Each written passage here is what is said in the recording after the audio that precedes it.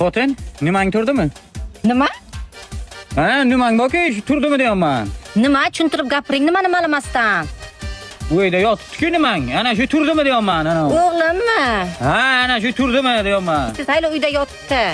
Bo'ldi, bor, chaqirib chiq. Hamshanga borish kerak. Assalomu alaykum, keling, yaxshimisiz? Nimangiz yaxshimi? Tushunmadim.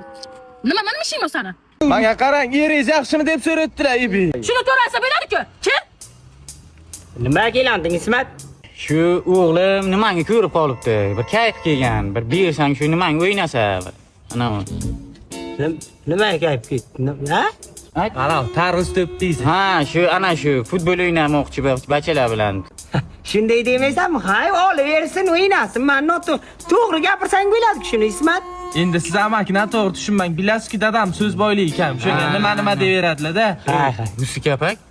Ana, hozir xotining ko'rdim, nimasi yomon gap degani? Tushunmadim. Nima deysan sen, Ismat? Sen og'zingga qarab gapir. Menga qarang, darrov xotiningiz dadam urdi, qo'li katta ekan dedilar. Ha, shuni to'g'ri aytsang bo'lmaymi? Mayli, sog' bo'ling, davay. Nima? Xotining ayt. Nimasini yopib qo'ysin. Uydan qaytan hammasi qarab o'tyapti. Nimani? Darvozangizni aytibdilar. Ha. Ha. Sog' bo'linglar.